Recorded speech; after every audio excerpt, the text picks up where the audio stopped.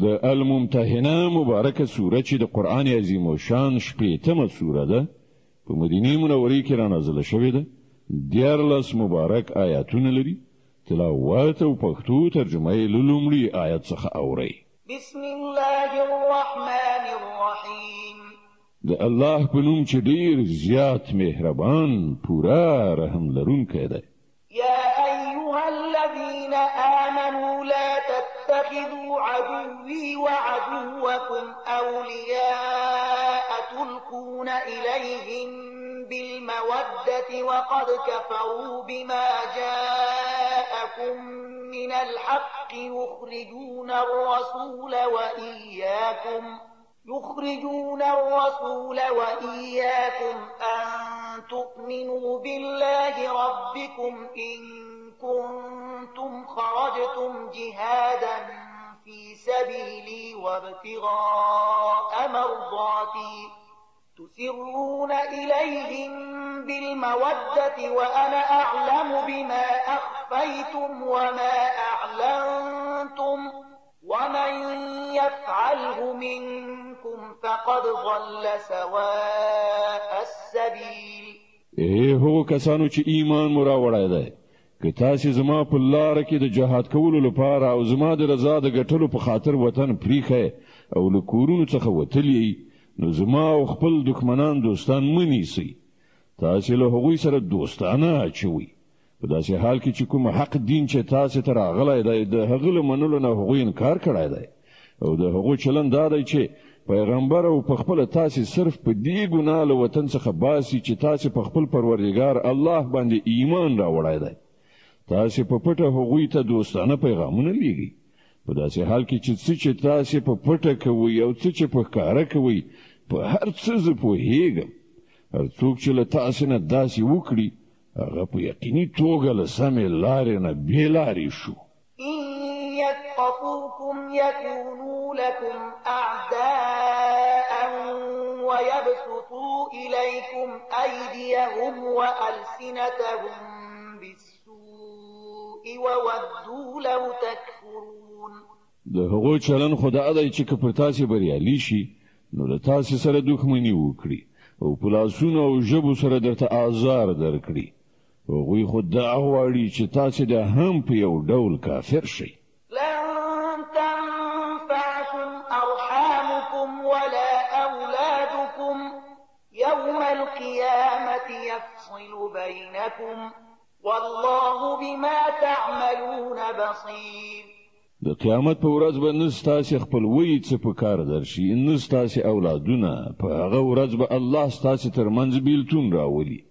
او همغه ستاسې د عملونو لیدونکی دی. قد كانت لكم أسوة حسنة في إبراهيم والذين معه إذ قالوا لقومهم إنا براء منكم ومما تعبدون من دون الله كفرنا بكم وبدا بيننا وبينكم العداوة والبغضاء أبدا حتى تؤمنوا بالله وحده إلا قول إبراهيم لأبيه لأستغفرن لك وما أملك لك من الله من شيء إلا قول إبراهيم لأبيه لأستغفرن لك وما أملك لك من الله من شيء ربنا عليك توكلنا وإليك أنبنا وإليك المصير. ستاسې لپاره په ابراهیم او د هغه په ملګرو کې یوه غوره نمونه ده چې هغوی خپل قوم ته په ډاګه وویل موږ له تاسې نه او ستاسې له دغو معبودانو څخه چې تاسې د خدای په ځای بندګي کوئ قطعي بېزار یو. موږ له تاسې نه منکر شوي یو او زموږ او تاسې ترمنځ د تل لپاره دښمني شوه او کینه ولوېدله تر څو پورې چې پر یوه الله ایمان رانوړئ. خو خپل پلار ته د ابراهیم دا وینا له دې نه مستثنا ده چې زه به ستا لپاره د مغفرت غوښتنه ارومرو وکړم او له الله نه ستا لپاره څه لاسته راوړل زما په وس کې نه دي. او د ابراهیم او د هغه د ملګرو دعا دا وه چې ای زموږ پروردګاره پر همدا ته باندې موږ توکل وکړ او همدا ستا لوري ته موږ رجوع وکړه او همدا ستا حضور ته بیا زموږ درګرځېدل دي. ربنا لا تجعلنا فتنة للذين كفروا واغفر لنا ربنا إنك أنت العزيز الحكيم. ای زموږ پروردګاره موږ د کافرانو د ازمایښت وسیله مه ګرځوه او ای زموږ پروردګاره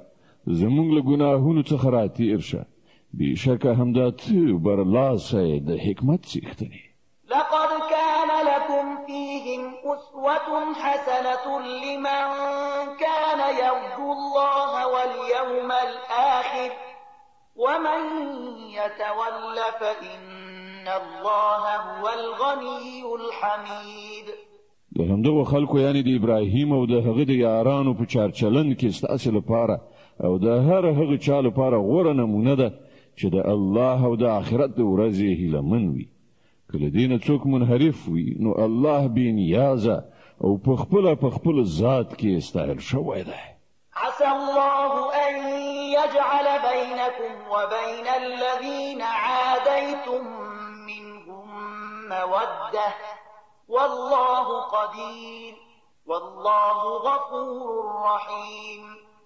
لری نه ده چې الله یو وخت ستاسو او هغو خلکو ترمنځ مینه واچوي چې له هغو سره نن تاسو دښمنی راخیسته ده. الله لوی قدرت لري او هغه بخښونکی مهربان ده. لا ينهاكم الله عن الذين لم يقاتلوكم في الدين ولم يخرجوكم من دياركم أن تبروهم وتقسطوا إليهم إن الله يحب المقسطين. الله تاسو له دې خبرې نه منع کوي چې تاسو له هغو خلکو سره د نیکۍ او عادل چلند وکړئ چې هغوی د دین په باب له تاسو سره جنگ نه دی کړی او تاسو له خپل کورونو څخه نه یې ویستلي. الله عادل کوونکی خوښوي. إنما ينهاكم الله عن الذين قاتلوكم في الدين وأخرجوكم من دياركم وظاهروا على إخراجكم أن تولوهم ومن يتولهم فأولئك هم الظالمون. هغه چې له کومې خبرې نه تاسو منع کوي هغه دا ده چې تاسو له هغو خلکو سره دوستي وکړئ چې هغوی له تاسو سره د دین په معامله کې جنګېدلي دي او تاسو له خپل کورونو نه ویستلي او تاسو په ویستلو کې یو د بل ملاتړ کړی دی. له هغو سره چې کوم کسان دوستي وکړي هغوی ظالمان دي. يا أيها الذين آمنوا إذا جاءكم المؤمنات مهاجرات فامتحنوهن الله أعلم بإيمانهن فإن علمتموهن مؤمنات فلا ترجعوهن إلى الكفار لا هن حل لهم ولا هم يحلون لهن وآتوهم ما أنفقوا ولا جناح عليكم أن تنكحوهن إذا آتيتموهن أجورهن ولا تمسكوا بعصم الكوافر واسألوا ما أنفقتم وليسألوا ما أنفقوا ذلكم حكم الله يحكم بينكم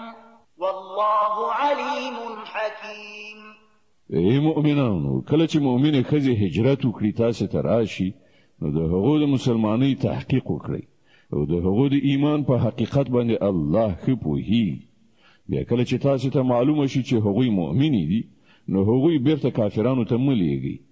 نه هغوی د کافرانو لپاره روا دي او نه کافران د هغوی لپاره روا دي. د هغو کافرو میړونو چې کوم مهر هغو ته ورکړی وو هغه هغو ته بیرته ورکړئ او له هغو سره په نکاح کولو کې پر تاسو څه ګناه نشته کله چې تاسو د هغو مهر هغو ته ورکړئ او تاسو په خپل هم کافرې ښځې په خپل نکاح کې مه ساتئ. کوم مهر چې تاسو خپل کافرو میرمنو ته ورکړی وو هغه تاسې بیرته وغواړئ او کوم مهر چې کافرانو خپلو میرمنو ته ورکړی وو هغوی دې هغه بیرته وغواړي دا د الله حکم دی هغه ستاسې ترمنځ فیصله کوي او الله پوه او د حکمت خاوند دی وإن فاتكم شيء من أزواجكم إلى الكفار فعاقبتم فآتوا الذين ذهبت أزواجهم مثل ما أنفقوا واتقوا الله الذي أنتم به مؤمنون او که ستاسې د کافرو میرمنو له مهرونو څخه یو څه تاسې ته له کافرانو څخه بیرته په لاس در نشي او بیا ستاسې وار راشي نو د کومو خلکو میرمنې چې هلته پاتې شوي دي هغو ته هغومره څه ورکړي چې د هغو له ورکړو مهرونو سره برابر وي او له هغه خدای نه ویریدونکي اوسئ چې پر هغه مو ایمان راوړی دی يا أيها النبي إذا جاءك المؤمنات يبايعنك على ألا يشركن بالله شيئا ولا يسرقن ولا يزنين ولا يقتلن أولادهن ولا يأتين ببهتان يفترينه بين أيديهن وأرجلهن ولا يعصينك في معروف فبايعهن واستغفر لهن الله إن الله غفور رحيم ای پیغمبره کله چې تا ته مؤمنې ښځې د بیعت کولو لپاره راشي او د دې خبرې وعده وکړي چې هغوی به له الله سره کوم شی نه شریکوي غلا به نه کوي زنا به نه کوي خپل اولاد به نه وژني د خپلو لاسونو پښو په وړاندې به کوم بهتان جوړ کړی نه راوړي